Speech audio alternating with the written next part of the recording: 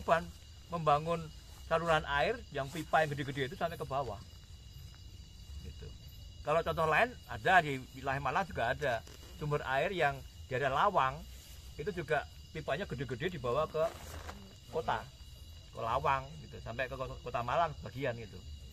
Nah, ini contohnya bahwa mengapa aset kita pernah terbengkelai seperti itu, karena kita punya sejarah seperti itu.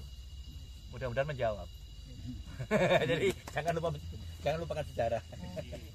Yang kedua Pak, apakah ini memang merupakan kota metropolitan? Kota? Waduh, bener-bener kalau jawab ini butuh landasan yang sama dulu. Jadi begini, kalau kita bicara mengenai konsep kota, mohon maaf, saya salah satu orang yang tidak mau menerima konsep kota ala Eropa untuk Indonesia. Jadi ada salah seorang penulis dari Chicago, dia membuat tulisan judulnya State Without Cities. Jadi Jawa kuno abad 14 itu dia sebutkan sebagai State Without Cities, negara tanpa kota. Karena apa? Konsep kota ala Eropa itu antara lain terkait dengan penataan ruang, kemudian density population, ada kepadatan penduduk. Mereka punya ukuran-ukuran itu, dan itu tidak ada satupun yang cocok untuk Indonesia. Jadi harusnya kita mempunyai definisi sendiri untuk yang kita anggap sebagai kota modern pada waktuku dulu. Karena apa? Kita punya kosakata sendiri untuk yang kita sebut sebagai kota. Misalnya, kalau kita menggunakan kosakata asli Indonesia, tidak pinjaman, itu kita menyebut sebagai kadatuan. Itu kalau menggunakan kata dasar datu. Dan saya tambahkan lagi, bahasa kita mempunyai hukum konsonan LDR. LDR boleh dipertukarkan. Jadi datu sama dengan ratu sama dengan latu. Nah, termasuk kadatuan, karatuan, itu salah satu yang perlu kita kaji. Mungkinkah dia merupakan seperti kota yang ada di Indonesia yang boleh kita anggap sama dengan di luar negeri. Karena di luar negeri ada juga kota yang harus ada bentuk dinding kelilingnya. Apakah dari kayu, ada gate-nya, ada gerbangnya, atau dari tembok. Dan di Indonesia, Mecklenburg termasuk memaksakan diri untuk memberikan klaim bahwa kota Majapahit juga punya dinding tembok keliling. Saya nggak sepakat. Karena secara arkeologis tidak ada bukti. Artinya apa? Jangan pernah kita memaksakan diri menerima gagasan dari wilayah lain untuk diterapkan di Indonesia. Harusnya dibalik. Di sini ada bukti apa, itu yang kita rumuskan. Karena realnya, kita tidak ada situs yang mendekati kota yang mereka pikirkan gitu. Nggak ada.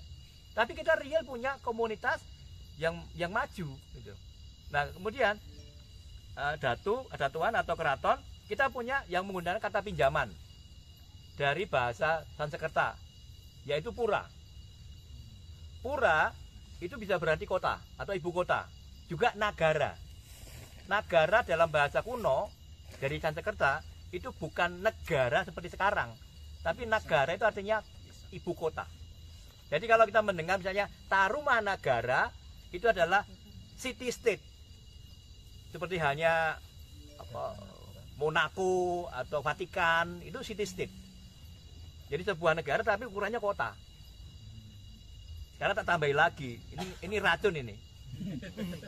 Tidak pernah ada namanya kerajaan Majapahit. Nah, bagi Ismail Lutfi tidak ada nama kerajaan Majapahit. Yang ada, Pak? Yang ada ibu kota Majapahit. Jadi Majapahit itu nama ibu kota. Kenapa? Disebut dia sebagai nagara. Nagara atau pura. Wilwaktapura. Jelas itu kota, bukan negara atau kerajaan, bukan. PR kita harus cari lalu namanya apa. Kerajaan apa berarti? Ini tugasnya ini. Ahli geologi ini. siswanya Bapak dong, Pak. Ya. Kebetulan ada tuh. Termasuk saya juga menolak bahwa ada nama kerajaan Singasari. Nggak ada. Sekarang tunjukkan pada saya bukti secara tekstual prasasti sekalipun yang berbunyi adanya nama Kerajaan Singhasari. Tidak ada. Makanya sampai ceplok jaket Pak Lutfi. Halo. Tapi maaf Pak, di buku 8 kan digambarkan tembok dinding tebal tinggi. Yang digambarkan Prapanca itu gimana aja? Boleh, itu Baluwerti. Kalau kita mengatakan Baluwerti, Baluwerti itu pun diambil dari kosakata bahasa Portugis. Jadi tembok keliling itu, dan itu adalah untuk kota. Surabaya dari Baliwerti. Nah, betul. Jadi itu untuk kota, batas kotanya. Bukan kerajaan besarnya, bukan. Makanya kalau saya bawa siapapun ke PIM di Trowulan, saya tunjukkan prasasti Camundi. Yang dari Adi Mulya Malang itu ya. Saya tunjukkan bahwa di bagian belakang itu ada sebutan yang menarik sekali. Manuyuyi Sakala Dwipantara. Nah, ini yang kita bawa sebenarnya.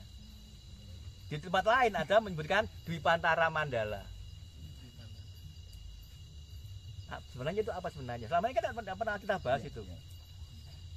Lalu ada lagi Jawa Dwipa. Madura Dwipa ada nggak? Kenapa? Madura Dwipa. Madura Dwipa Ada. Oh, Madura United itu.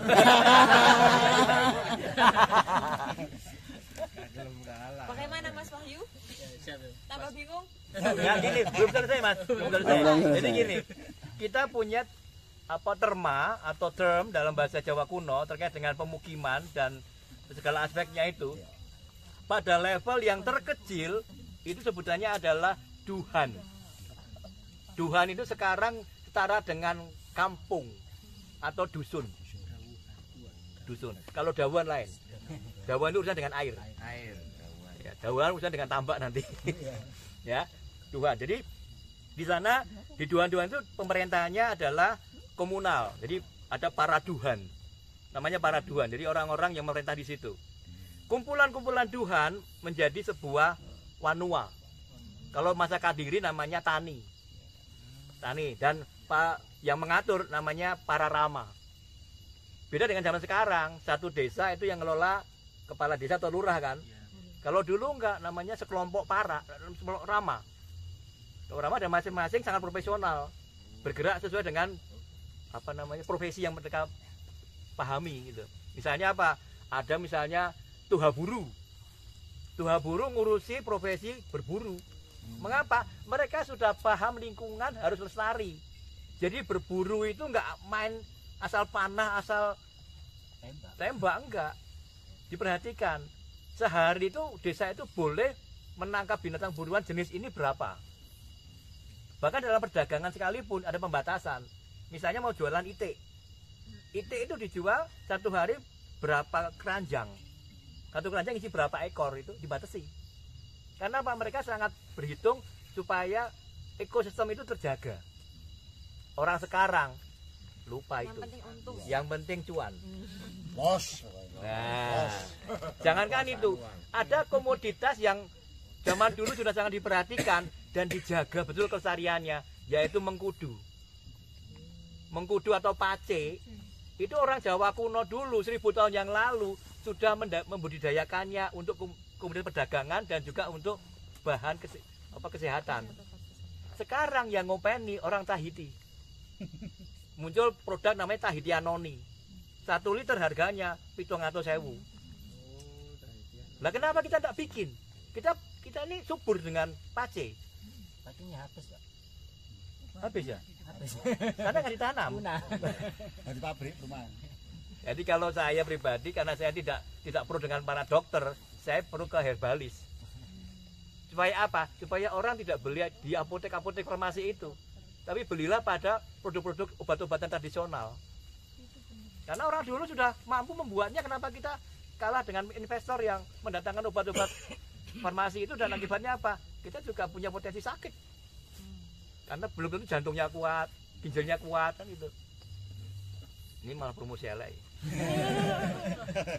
Nah, yang kedua, setelah ada wanua itu atau tani itu, ada federasi di atasnya lagi namanya watak. Watak atau wisaya. Itu. Nah, masing-masing watak sendiri itu bisa berdiri sebagai sebuah kadatuan. Dipimpin oleh seorang rakai. Jadi rakyat itu kalau dia nggak mau bergabung dengan rakyat-rakyat yang lain, dia menjadi rakyat dan menjadi raja kecil. Atau sebutannya haji. Ya, haji atau rakyat atau haji. Nah kalau dia mau bergabung dengan lain-lain, maka si rakyat yang terpilih di antara rakyat-rakyat yang lain menjadi maharaja. Pinjam istilah dari India. Namanya maharaja. Ini pinjaman nama ini. Jadi maharaja itu pinjaman. Karena kita punya istilah untuk penguasa lokal yang tak berbau India itu adalah ratu. Ratu dari dua silabel, ra dan tu. Tu-nya itu u panjang. Tu itu kalau sekarang menjadi tua. Ratu itu artinya orang tua yang terhormat. Turun dalam konteks keluarga ada Rama, bapak yang terhormat. Ra-ama. Ibu Ra-ina. Ina yang terhormat. Orang Melayu bilang inang. Lalu saudara tua yang terhormat, kakak yang terhormat, raka. Kita menyebutnya kakak. Dulu cuma satu, K. Lalu untuk yang lebih muda, Ari. Ari sama dengan Adi. Ri, adik yang terhormat.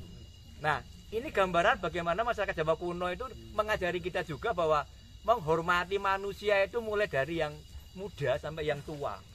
Nah sekarang orang Malang apalagi manggil kakaknya jambal. Tahu jambal ya? Manggil namanya tok itu loh. Manggil adiknya apa lagi gitu. Padahal kalau kakak manggil adiknya dengan sebutan Dek, bantu kakak mau, rasanya di hati lu mak celes gitu. Nah sekarang yang di sini yang sudah jadi bapak ibu itu kita punya PR. Leluhur kita ngajari loh, nyebutkan orang yang lebih tua pakai raka. Kalau di ketoprak masih ada kanjeng rokok itu kan gitu aja. Tapi itu ketoprak ya. Dia hari-hari realitanya nggak ada sekarang. Nah jadi ada apa duhan, kemudian wanua, watak. Watak bisa menjadi ibu kota, apa kerajaan sendiri. Gitu. Pemimpinnya seorang rakyat. Nah, di mana posisi kotanya? Di namanya pusat pemerintahan di kerakaian itu. Kita pinjam dari Sanskerta dengan bunyi Rajya. R-A-J-Y-A. Itu sinonim dengan ibu kota. Biasanya rakyat ini memilih salah satu wanua yang dijadikan ibu kotanya dia. Gitu. Saya beri contoh misalnya gini. Sri Maharaja Cirata Siniwi ring Bumi Mata Kadatuan Imedang Ibu Bumi Mataram Iwatu Galuh misalnya. Jadi nama kerajaannya adalah Medang. Kemudian wilayahnya bernama Bumi Mataram, ibu kotanya di Watu Galuh. Jadi karena dia punya wilayah yang luas, dia milih salah satu di mana ibu kotanya. Kalau di Mataram kuno itu mulai dari Poh Pitu, kemudian ada Mamrati, ada Watu Galuh, yang di Malang Tambelang. Nah, Tembelang itu ujung-ujungnya larinya ke Blitar juga, ke Jombang juga. Ibu kotanya itu. Nah, ini gambaran kalau kita bicara mengenai potensi kemungkinan kota ala Indonesia. Gitu. Jadi adanya di ibu kota itu di pusat pemerintahan di situ. Nah, yang menarik lagi kalau kita bicara mengenai wilayah Majapahit, wilayah Trowulan khususnya dengan temuan pasti gemekan, maka peta kita harus diubah. Bahwa pada saat pemerintahan Majapahit itu berkeinginan memindahkan ibu kotanya ke wilayah Trowulan sekarang, itu dia pada posisi tinggal enaknya. Mengapa? Wilayah itu sudah maju, sejak abad 10 Masehi sudah maju. Jadi dia datang ke sana itu tinggal menikmati apa yang ada. Iya, artinya apa? Sejumlah tinggalan-tinggalan yang kita duga dari masa Majapahit boleh jadi sudah dibangun sebelumnya. Jadi kita tidak bisa klaim bahwa semuanya itu buatan Majapahit, nggak bisa. Karena ada bukti bahwa sejak masa Sindok di wilayah Trowulan sudah ada. Apalagi Gemean sama Bejijong itu berdekatan itu. Dan itu wilayah Sindok dari dulu. Itu contohnya. Dan di Berau termasuk Bau Gentong itu wilayah yang sudah tua sekali, ke-10. Nah, artinya mari kita belajar sekali lagi, data itu yang kita manfaatkan dengan baik sehingga melalui interpretasi yang benar, narasinya akan menjadi semakin baik gitu. Kalau sekarang kita biarkan, katakan mohon maaf, SN ini sudah terbit 6 jilid. Boleh, tidak apa-apa, kita ikuti, kita baca boleh. Tapi perlu ada revisi. Karena data baru selalu bermunculan. Ngaten nggih? Gimana Mas? Terima kasih. Puas, Pak.